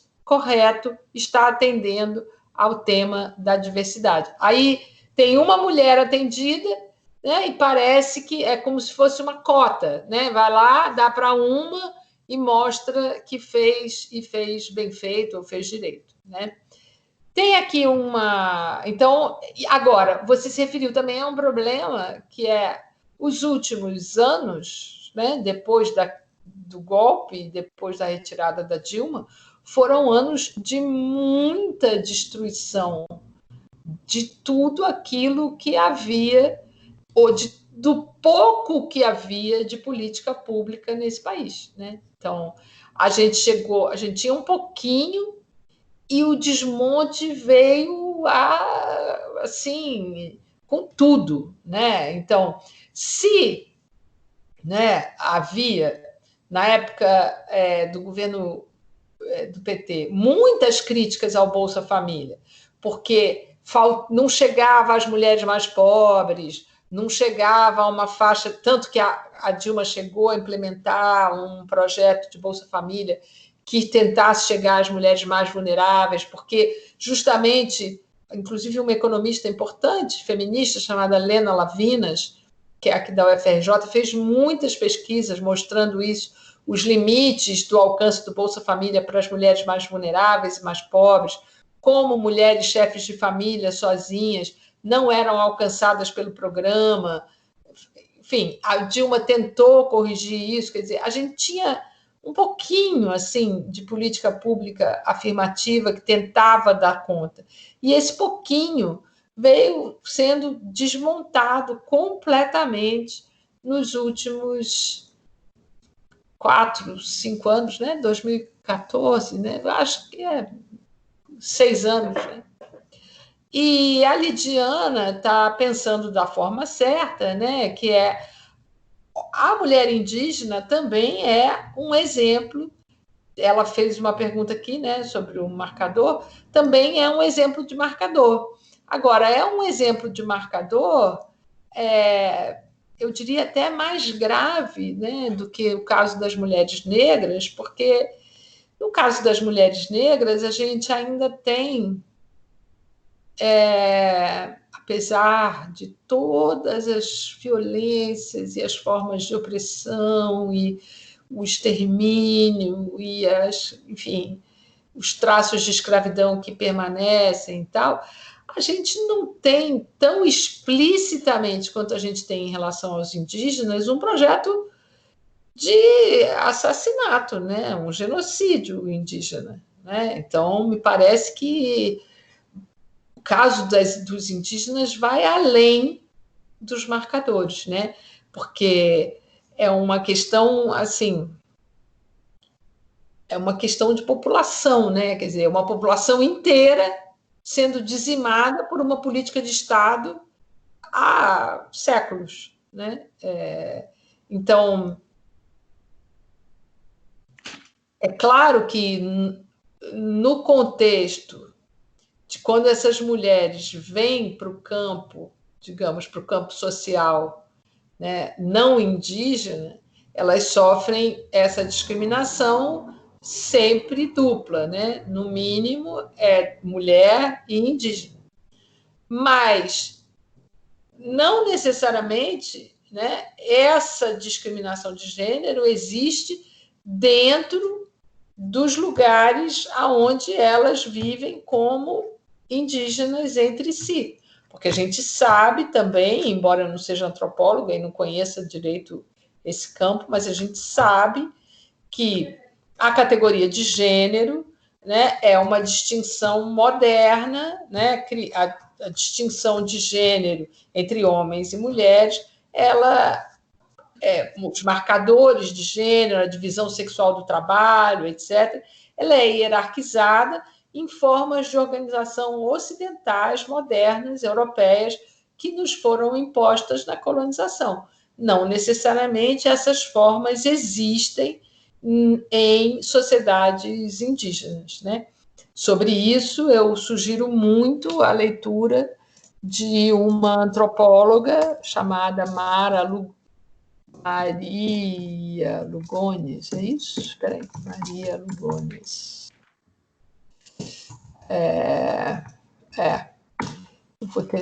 Que aí já é um tema de um feminismo descolonial, mas que justamente eu acho que tem essa qualidade, né, de chamar atenção para o fato de que as formas de organização social que nós temos, nós agora somos nós brancos colonizados, né?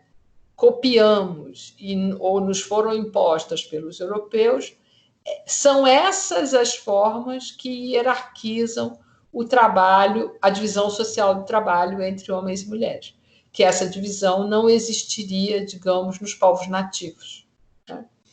E, portanto, talvez, eu não sei, porque, de novo, não sou antropólogo, mas talvez as mulheres indígenas conheçam, seja um caso muito peculiar de conhecer mais a discriminação por serem indígenas do que por serem mulheres. Então, Carla, acho que chegou aqui o nosso tempo, né? Eu queria dizer para vocês, primeiro, antes de acabar e fazer agradecimento à Carla, a gente acabou mesmo porque ontem eu recebi a última prova de fazer edição de um documentário que foi gravado pela minha equipe de pesquisa, que pesquisa mulheres indígenas e mulheres no feminismo comunitário, enfim, né? E aí, nesse documentário, Carla, você falando agora sobre os marcadores, né, de opressão, é muito interessante que nesse documentário tem 4 etnias, são mulheres de 4 etnias, né? São as apurinãs, as catuquinas, as madhaculinas e as ticunas, né? E a grande questão geradora, o grande problema que a gente conversa nesse documentário é exatamente o que oprime elas, né? O que oprime, na verdade, a pergunta teve que ser, porque elas pouco falam a língua portuguesa, elas não falam a língua portuguesa, então a gente precisou contar com intérpretes, enfim. Mas aí a questão é o que deixava elas mal, com o que elas se sentiam mal. E todas essas indígenas, elas são nossas estudantes da UEA, elas são alunas da UEA. E uma coisa muito, assim, muito impressionante é que elas vão dizer o quanto elas precisam ser resistentes, elas falam assim, né? Inclusive elas usam a metáfora com a castanheira, né? Como elas precisam ser fortes para não desistir do espaço da universidade, né? Porque a universidade é o lugar que mais discrimina elas. E aí elas vão colocar em primeiro lugar, assim, claro que a gente aqui não está tentando categorizar ou colocar em ordem, né, o que elas estão nos falando, mas enfim. Mas em primeiro lugar, assim, disparado, elas vão falar que elas são discriminadas pela língua, porque elas falam errado. E aí isso a gente poderia passar aqui a noite inteira conversando sobre como que esse marcador ele é muito forte, né, no ponto de vista da opressão, enfim, né, como que ele é muito forte a ponto, sim, língua é o instrumento de poder, enfim, a ponto de fazer com que elas desistam ou pouco frequentem as aulas de determinadas professores, porque os professores as discriminam por conta de não falar a língua e também de não compreender o português, né? Uhum. Então, é um documentário muito interessante, que tem 50 minutos, a gente vai terminar, assim, a prova já foi feita, e aí eu quero depois compartilhar com vocês também. Nossa, eu quero muito ver, porque justamente é onde, quando elas se deslocam, a gente pode voltar para aquele problema do trânsito, né? Como que o trânsito, né, ele é necessário, né? Quando elas se deslocam, né, para a universidade, elas vão ser alvo de discriminação por serem indígenas, por serem mulheres, por não fazerem, supostamente, não serem brasileiras, né? Porque se não falam a língua, tá certo? Quer dizer, a ideia da nacionalidade ligada a uma língua, né? Quando, na verdade, a língua nativa não era o português, tá certo? A língua do português é a língua do colonizador. Portanto, é de uma violência tremenda elas serem discriminadas pela língua, né? Porque nós é que não falamos a língua delas, tá certo? É muito violento. E aí a universidade como um espaço de reprodução, aquilo que você falava da reprodução da norma, né? Da repetição da norma, né? Mas eu só posso falar, embora eu, evidentemente, seja professora universitária na UFRJ com muito orgulho e ache que, para mim, a universidade pública é um campo de batalha, mas eu só posso falar mal da universidade, né? Porque se a universidade é capaz de ser violenta comigo,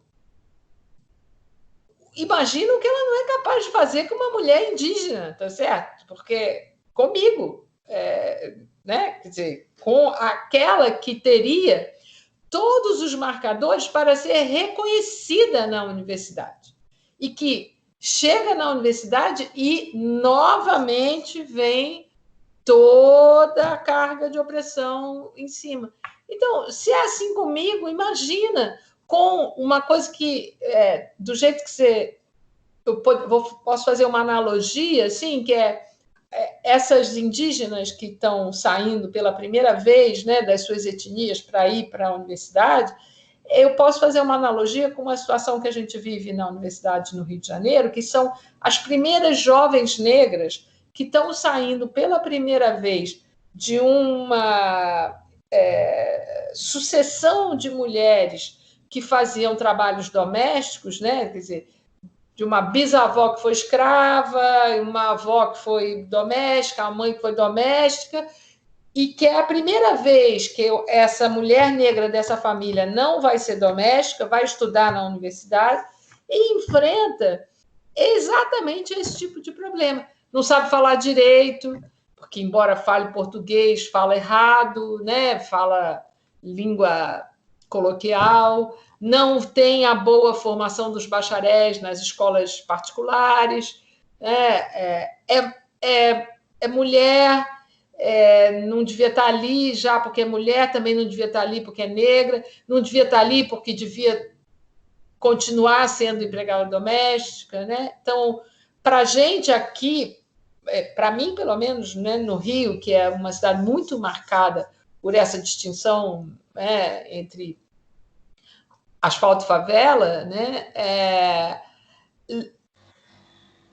a coisa mais importante que está acontecendo na universidade é o ingresso dessas jovens negras que, pela primeira vez na família, não vão ser as pessoas que vão limpar o meu lixo, lavar meu banheiro, né? Quer dizer, vão sentar na sala de aula e me dizer: eu também quero o meu lugar na sociedade, tá certo? Eu também quero não ser subalternizada. E eu acho que a minha função principal política dentro da universidade é dizer para elas: você tem esse direito e eu vou acolher e apoiar tudo que você em tudo que eu puder fazer. Mas eu sozinha não sou capaz de resolver, né? Aí volta o problema da superestrutura, né? Quer dizer, ela precisa de muito mais coisas do que uma professora que acolhe ela, né? E, claro, em uma professora que acolhe, vão ter outros 9 professores que não acolhem, né? Então, realmente... E essa professora também está no seu lugar de privilégio, é branca, né? Enfim. Está num lugar de privilégio em relação a ela, mas está num lugar de discriminação quando entra na sala da reunião do departamento, tá certo? Ou quando entra na reunião do programa de pós-graduação. Porque é isso, né? São os trânsitos, as transinterseccionalidades. Né? Carla, então a gente agradece essas 2 horas de diálogo e espero que nós façamos mais coisas juntas. Também espero que essa virtualidade nos ajude a nos aproximar, porque eu tenho muito para aprender com vocês.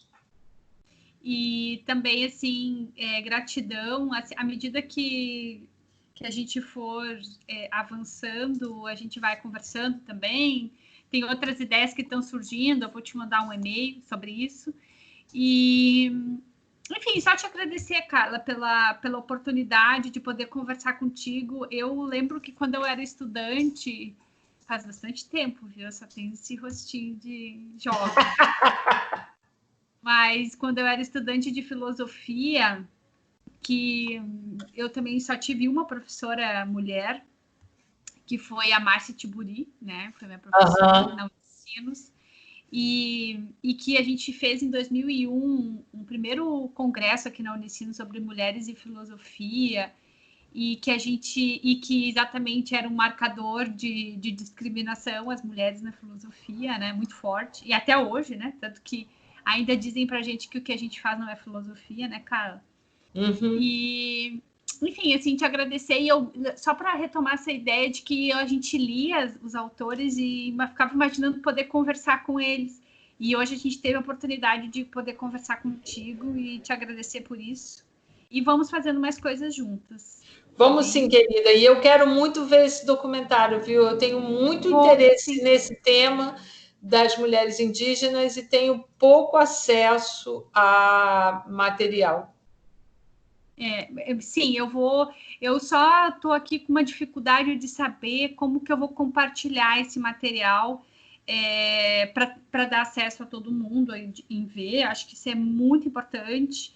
E aí, à medida, quando eu tiver essa possibilidade de compartilhar, vou compartilhar com todas e, claro, contigo ótimo. Também. Tá bom. Foi um prazer enorme. E a gente anotou tudo aqui o que tu sugeriu. Tá bom. E a gente vai agora, ainda tem gente digitando aqui. A Ariela e a Lidiana estão digitando aqui no chat. Eu acho que elas vão te agradecer. Então tá bom. Elas sempre vão fazendo isso e vão saindo da sala. Tá bom. Ok. Carla, um abraço, viu? Fica bem aí. Obrigada, viu? Fiquem bem aí também, tá? Não tá fácil, né? Não tá fácil. Não tá fácil. E Manaus tá muito difícil, professora. Carla.